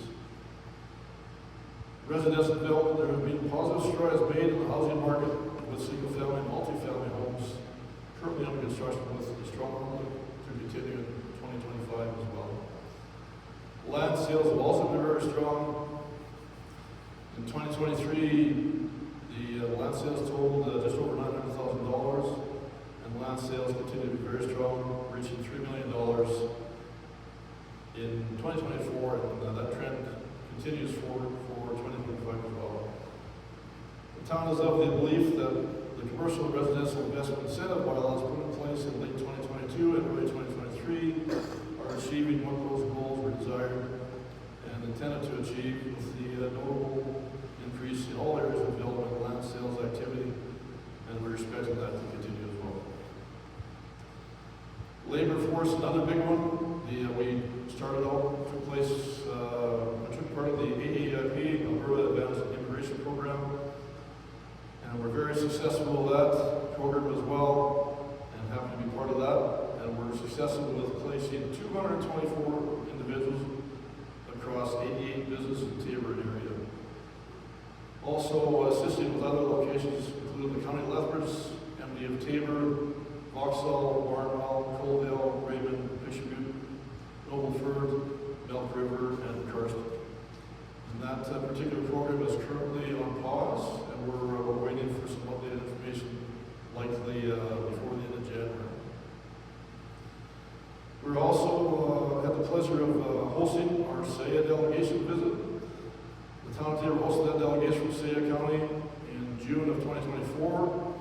To provide you some background information, the town of Taber has hosted the Kennedy delegation team back in 2018, and in June of 2022, myself and our finance director, Mr. John Orwell, had the honor and the pleasure to travel to Kennedy, SAIA County, and formally sign a twin agreement with Bondo Town, Bondo Municipality in Kenya. There is most certainly continued interest and potential with the areas of collaboration in agriculture, irrigation, water, wastewater, development, green energy, public health, education, and labor sharing. There's also great potential to form economic, agriculture, or tourism-related projects. As far as grant monies go, the town of Taber secured over $680,000 of grant money for various projects in 2024. There are projects that fell under technology, Taber Police Service renovations, upgrades, facility maintenance initiatives, fire department gear, recreation initiatives, and water and wastewater feasibility studies, to name a few. Collaboration efforts would include that the administration has been working on several collaborative initiatives in our region. Examples of that would include the water feasibility study in the Southern Alberta region, spanning from Lethbridge to Medicine. The wastewater feasibility study is also happening, spanning in the region as the water study continues. Economic development initiatives are happening between the MD of Taber, Barnwell, Vauxhall, in conjunction with Southrow and Economic Development at Lethbridge. The recently completed wetlands project was also a joint initiative with the MD of Taber, and the Horsefly Spillway Reservoir is also an ongoing multi-year project happening with the MD of Taber, SMRID, and 7 other municipalities between Coaldale and Medicine Hat. So as far as new businesses go, we had a phenomenal year for new businesses and growth in the economic growth world, with 57 new businesses recorded compared to 50 new businesses in 2023, so an increase of 15%. And that includes 29 home businesses and 28 storefront walk-in businesses as well. And those businesses include Spudnik Canada, SO on the Run, Good Karma Supplies, Annabelle Foods, FP Service Limited, John and Becky's Creations, Skate Shack, Pivot Pro, Keats Detailing Solutions, Taber Floor Cummings, Kayla Dagnow RMT, Hair by Danielle, Tom Harris Cellular, BFK Restaurant 2024, Golden Prairie Veterinary Service, Hair by Tessa Jill, Taber Stone Pizza, The Dandelion Shop, Snacks and Ladders, Rebound Health Taber, UNB Cafe, Hair and Aesthetics by Melissa, Shoppers Drug Mart, Dollarama, Laura Van Garden RMT, Dickie's Barbecue Pit, Casey's Hairstyle and Barber, and Mariposa Beauty. So as far as building statistics, we had a phenomenal year with building permits authorized, 99 in 2023 and 176 in 2024. So kudos to our economic development program, everything attached to that that's made that work so successful and so very well done. As far as business construction, our business construction in the residential and or commercial has been all-time high. And the $21 million total for 2023 went to just under $37 million for 2024, which is actually a 60% increase. That is just a phenomenal number, and no end in sight for 2025. Residents will also notice related to the utility bill adjustments that there are no longer any additional charges showing up on utility bills in 2025. Those fees that were collected last year's on the utility bills have now been rolled over to reserves. Administration will use those funds to service the debt, and the debt will then be serviced through taxation. for that to happen in the year 2025 as well. And hope to mirror something very similar that occurred in Coaldale with Mayor Jack Van Ryn and everything that went on with summer games. And looking forward to successful summer games here in Taber as well. Also, the town of Taber, as of 2025, will be celebrating the 120th birthday. And definitely many things planned for that around the end of June, July 1st location. Still in the planning stages, so more to come, and we're looking very forward to that as well. So based on the permitting stats and all the new businesses who opened their doors in 2024, Taber is most certainly booming with business. The community has seen a wide variety of number of new restaurants, auto services, and all coming in 2025 as well. Thanks so much to the Town Economic Development Department and our tax incentive bylaws and all of it available industrial land. Taber truly has been and will continue to be a great place to grow. To say that Taber and the region is thriving would be an understatement. And as again I said, there's no end in sight, and things are looking really, really good for 2025 when you consider the agri-food corridor that's been spoken of previously today, and everything attached to that. The Highway 320 is a huge factor of what's going on in Taber and the region, and the expansion of the 200,000 plus acres earmarked for irrigated land, expansion of McCain's happening down the road, a $600 million plus expansion for that. It speaks volumes as far as what's happening in the Taber area. And as I said, this is more things are coming, nothing's slowing down for 2025. So there's absolutely no doubt that Taber is hot and continues to be hot, and will be for some time, Taber area and the whole region. So I thank you all so much for being here today, and all the elected officials and all that participated, my colleagues, MLA Grant Hunter, Coaldale Mayor Jack Van Ryn, MD of Taber, Tamara Minagi. Thank you so much for being here. Thank you for participating and joining us today. And with it, also look forward to a great question and answer period. And I'll let our CEO, also thank our CEO for taking on the MC duties, Mr. Darren Tebow, and Amy, Corey, and O'Brien were here yesterday and for today to help with the setup and everything involved to make this happen with the reel going on today with all the information and all our assigned boards. So thank you so much for that as well.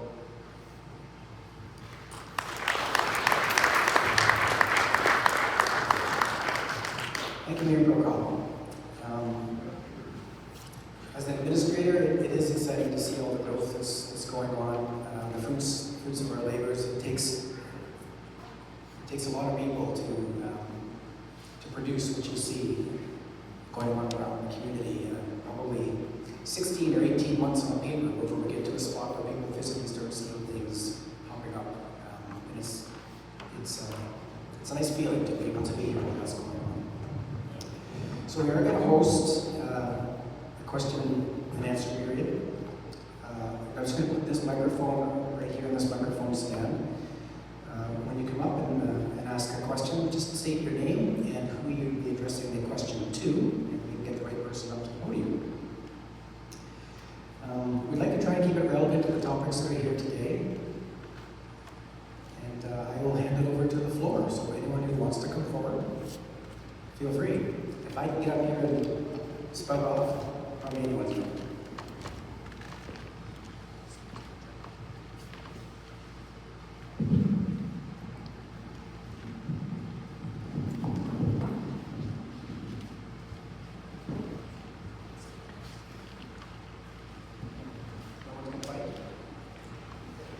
We had some people come up last year and ask some questions.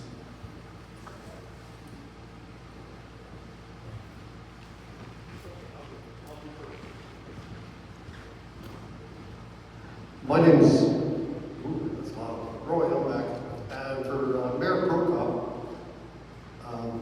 the new buildings that are happening now in Taber, how does that impact the tax revenue? Of course, it's got to go up. Do you have a number on that? Thanks. Well, thank you so much for that, Roy. You know, I'm not sure that I have an actual number, but obviously, with any new business, new residential, the tax base is going to improve as far as availability and costs attached to that. But with that, the not sure if you're aware of that, Roy, but the taxes are for residential waived 100% the first year, 75% the second year, 50% third year, and 25% the fourth year. And for the commercial, it's 2 years worth of 100%. Third year is 75, 25 for the fourth year, and 50 for the fourth year, and fifth year is 25% as well. So that's the big incentive package we were talking about. That's definitely influenced the growth at this stage.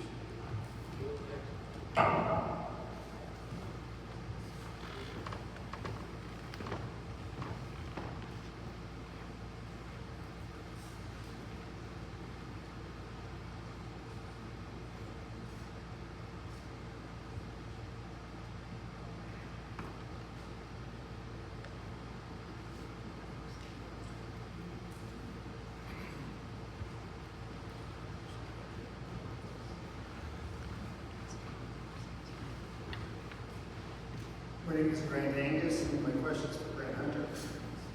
Our neighbors to the south of the 49th are going through a lot of changes, a lot of very fast changes. And I guess with regards to our agriculture industry and also our gas industry, our oil industry that's here in Alberta,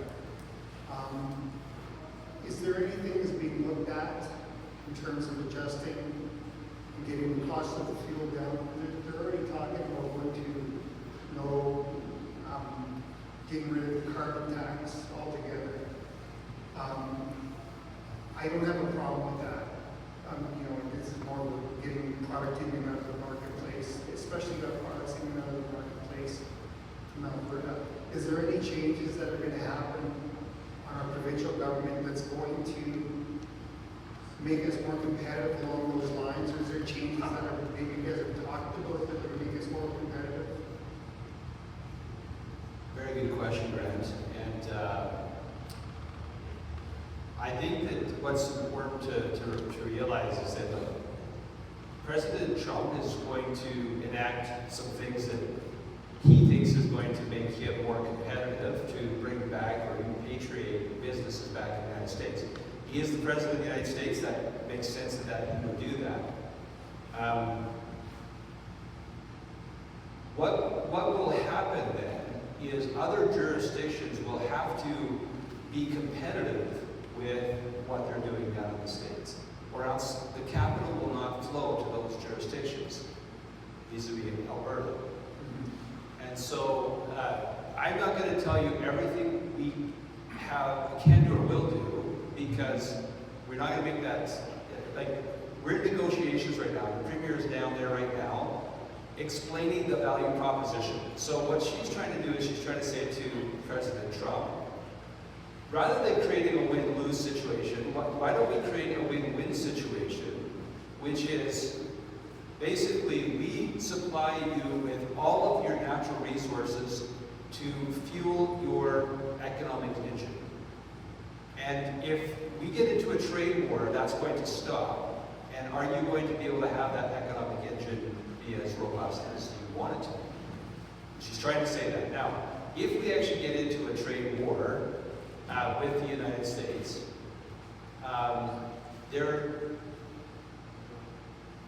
when I said that we're going to get the pneumonia, they're going to get a cold, I wasn't kidding that. Just read, there's really good articles by Trevor Tombe, who is probably the foremost economist in Alberta, that has clearly laid out what would happen in that situation. He says that we could lose up to 50,000 jobs, which would obviously devastate our economy. We were looking at a 4 to 6% GDP growth in Alberta year over year over the next couple of years. And now if this trade war happens, we would be in serious trouble. Our concern is obviously what President Trump is doing and what their administration is talking about doing. But our concern is also equally as concerned with what the federal government is saying they're going to do.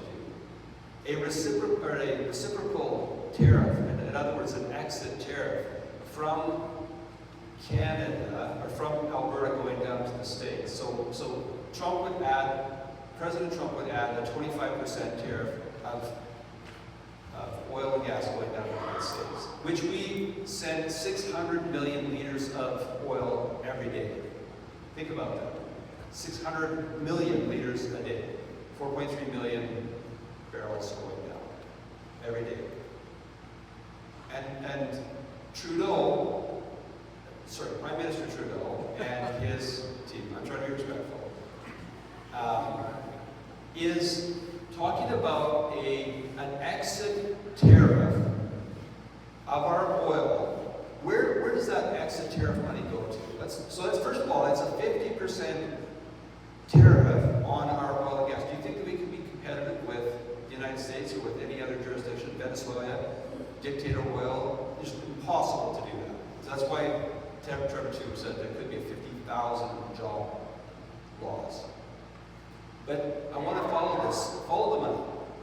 So the Laurentian elites say, let's do this 25% tariff. Where does it go to? That 25% exit tariff will go to Ottawa. That is the same thing that happened in the National Energy Program that crippled us. And anybody who's old enough to remember what happened in the National Energy Program, it was the worst of the days. This is why Danielle Smith, Premier Smith, has said over her dead body, it's not happening, we're not doing it. She didn't sign onto the agreement because for some strange reason they were saying they were willing to do an exit tariff on our oil and gas, but they weren't willing to do an exit tariff on the manufacturing of cars coming out of Ontario down to the United States, or the 25% on the electricity that is generated in Quebec and Ontario going into Maine and eastern United States. And they were saying, let's be Team Canada. Well, she said, I didn't see Team Canada in there. She just said, I just saw, let's put all of this cost, this tariff board cost on Alberta's backs. She said, I will not see it. I will not be Premier seeing this happen. So that's why we're trying to fight back against this. I don't have a crystal ball, Grant. I don't know where this is all going to play out. I truly do hope that this is just a Trump administration negotiation strategy, and I don't know where the end goal is. But let's just be clear, President Trump is a disruptor. Now, I'm not saying that he's a bad guy, I'm just saying that disruption can be good or bad. And we don't know how this is all going to play out. He's talking about a 60% tariff on China. Now, this is where I'm really, really concerned, is we don't want to be in the crosshairs of President Trump. Canada should never have been in the crosshairs of President Trump. Let's be clear. His big fight is with China. There's a $1.6 trillion trade deficit that he has with China. If you take oil and gas out of the equation, there's a $54 billion surplus for the United States in their trade with Canada. Now, people will say, well, why would you take oil and gas out of that? Well, let me tell you why. Because we send raw product down to the United States. They refine it and sell it to the rest of the world for 10 times what they buy it from us for. We are the feedstock for their economic engine. That is the message that Premier Smith has been saying to the Trump administration, is don't bite your nose off to spite your face. If you've got a trade war that you want to do with China, you've got an imbalance there, fine. Do that, but why would he have Canada in the crosshairs? Why would he speak in Davos about Canada? Because there has been, our federal government is MIA. We have a lack of representation and diplomacy coming out of Ottawa. This is the worst of times for the Liberals to be MIA. Because we cannot afford to have this happen in Canada. We cannot afford to have it in Alberta. It's a huge concern for all of us. Yeah, it is. So I look, you'll hear kind of two sides to this story. I honestly believe you got to read both sides of it and then determine for yourself who you think is actually fighting for you. And I can tell you that the supposed Team Canada is not in the best interest of Alberta. Danielle Smith, as our Premier, is in the best interest of Alberta. She is really, truly trying to fight for the interests of Alberta. I'm glad to hear that. Thank you very much.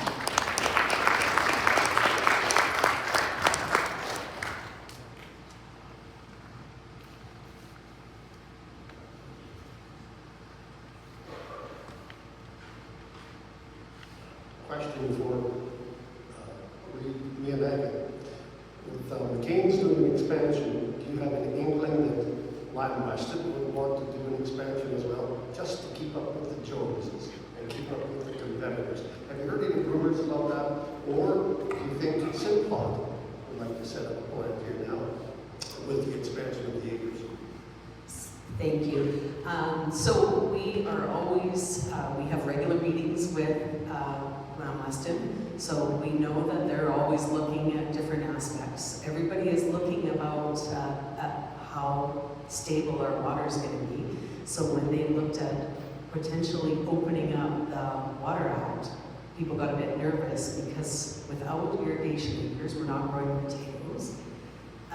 As far as Simplot, we have had MLA Hunter working on that a little bit. I had a chance I went to a conference and they were there. We know that we are the growing destination for potatoes and row crops, so nothing is off the table. Now we want to make sure that our current plants and our current producers are getting what they need. So we go with grace with what they request, but we're also always working with those other ones. We meet regularly. Last year we met twice a year with Lamb, we toured the plant, gave us some options. They have some environmental issues with their water that they have to deal with, so we advocated a bit with the province on that. So we are continuing to work with those producers.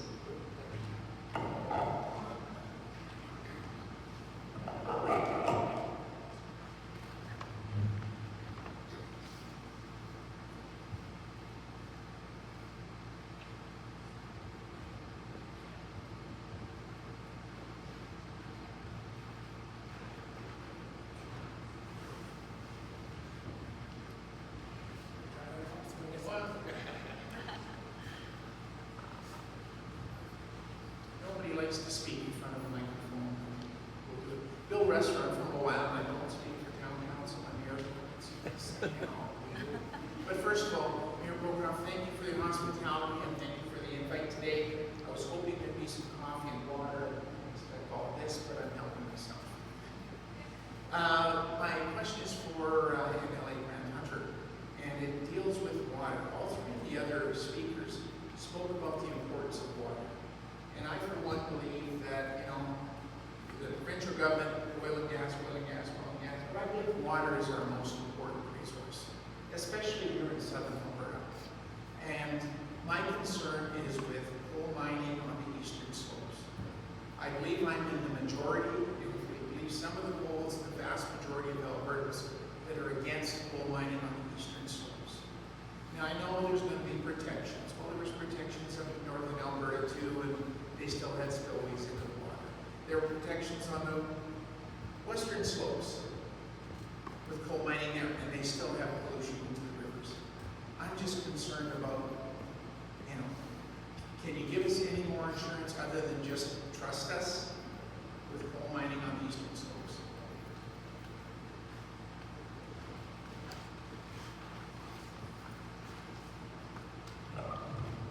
Well, I'm glad this question came up. We had an engagement in Lethbridge on the Water Act engagement, and there were 9 questions there specifically about this. We had the minister there, we had deputy ministers there. I thought they did a good job of explaining what our position is, but let me just recap for those who weren't there at the Lethbridge meeting what's happened. So Minister Jean, Brian Jean is the Minister of Energy, and he announced that he was rescinding 3 orders done by Sonia Savage, who was the minister at the time of environment, and that he was reinstating the 1976 Alberta Coal Policy, Coal Act, and that was under Lougheed, I believe. So what's interesting about this is that that was always the ask. Paul Brandt has been a strong advocate on this issue, and I remember when we moved away from the 1976 Alberta Coal Policy, Paul had said, go back to that. That was the protections. That was some of the strongest in the world in terms of protections for coal policy. So we moved back to the 1976 Alberta Coal Policy. We're still hearing these same concerns from Paul Brandt and from the people. So I asked the question, if you can find another jurisdiction that has better, more stringent, clean energy or clean coal policies than in Alberta, bring it to us. We're more than willing to hear it. But all I hear is, don't do this, you're going to pollute our waters. That is not an argument. That is not based on science or fact. So I hope that I know that I'm in the minority on this one, and you're right, because it's an emotional thing. Whiskey's for drinking, and water's for fighting. Well, as soon as you open up the Water Act, you start talking about potential, or at least the thought of causing problems for the water coming out of the Western Slopes. All of a sudden, everybody is got fighting. They're like an arm fighter. So, what is it? How stringent is our 1976 Alberta Coal Policy? So you have to have an environmental impact assessment done on any project. I just told you that when it comes to the Chin Reservoir, just to get the terms of reference, that was 1 year. Terms of reference, there has to be public consultation. You must follow the Clean Air Act, the Clean Water Act, the Land Surface Conservation and Reclamation Act, and the Water Resource Act. Each one of those things are extremely time-consuming and extremely stringent when it comes to environmental standards. Now, it says directly in that 1976 Alberta Coal Policy, because I read it, it says, approvals under environmental legislation will be granted only under conditions where all appropriate measures are taken for the protection of the environment and where environmental standards and criteria are not exceeded. Now, obviously the question is about the selenium. So, Alberta has over 450 water monitoring sites on our rivers and lakes. 450. And they actually test regularly to see whether or not there are increases in whether it's the selenium or whatever it is. And so I come back to this. Now, everybody's kind of moving towards this. And so I did a Google search. And my Google search was, does Alberta have the most stringent coal and environmental policies in the world? So AI responds. You know AI, okay? All right. This is what AI says. Alberta has some of the most stringent environmental regulations for coal mining in the world. So you said, don't trust me. No, you said, don't come up and say, don't trust me, or say, just trust me. So AI basically takes, and they collect data and information, they compare. That's what AI does. AI says Alberta has some of the most stringent environmental regulations for coal mining in the world. And then it goes through and actually says what that is and why they are the most stringent. So, I think I said to you right at the beginning when I was first talking that Pierre Poilievre, I was listening to him. He said in Canada with the C-69, it takes 19 years to build a mining operation. And so nobody does it. We have the 4th largest lithium deposits in the world, right here in Canada. And nobody will do it. Nobody will go in and build lithium. We need that for batteries. Supposedly that's where we want to go, away from natural gas and fuels. And yet you can't even produce it here. Even though we have the 4th largest amounts of this lithium. And I could go on about all of the other uranium and all the other stuff that we have, and yet we have become the place where projects go to die. I'm speaking from the old red tape reduction hat that I used to wear as the Minister of Red Tape Reduction. There has to be a balance, friends. We still need this coal that we're talking about in the eastern slopes is metallurgic coal. And metallurgic coal is used to make steel. We need steel to build bridges. We need steel to build everything. If we don't have that, you restrict the supply, you drive up the cost. Thus we have an increase in cost for all of these projects that we're building. And I can go through it with you when we talk about affordability. So my hope is, and look, I didn't want to get up on a soapbox and blabber like some politician. But I have literally had 700 conversations about this, and I want you to know, I know that you say, well, you shouldn't just say, go up there and say, trust us on this one. But what you can trust is, for 40 years, Conservatives have actually built the Alberta Advantage and done it in a responsible way. Like, can we deny that? Alberta adds millions of people over the years to come here because of this Alberta Advantage, because we've done that right. So can you trust at least that we've done it right in the past and we have a track record? It's usually how people make decisions about what your intentions or how you're going to do in the future. We have a track record of doing it right. Not only just having a good balance between having good projects move forward, but doing it in a responsible way. That's what we commit to as a government, is that we will responsibly have a coal policy within Alberta. I didn't even read to you what that coal policy is, because it's all public knowledge. You can go on and you can see what we're talking about here.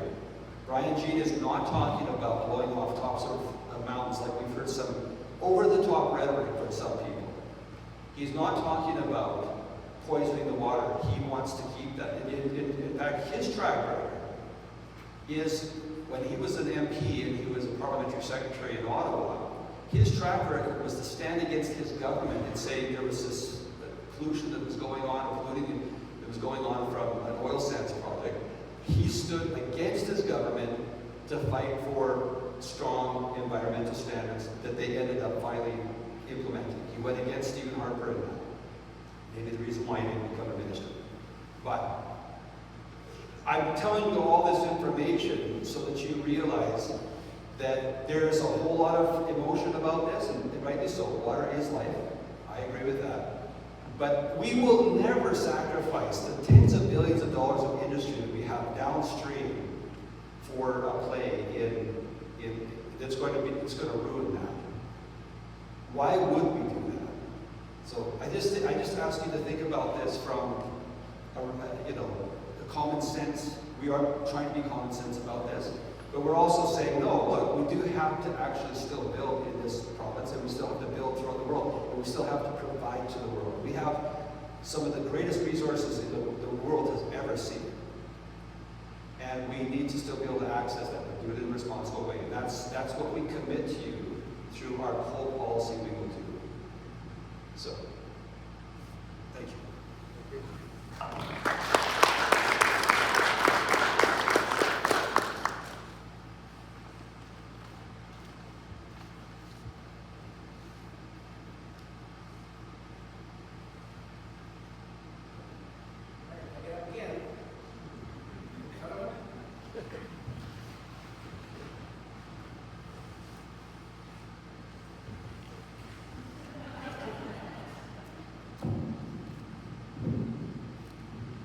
Last call.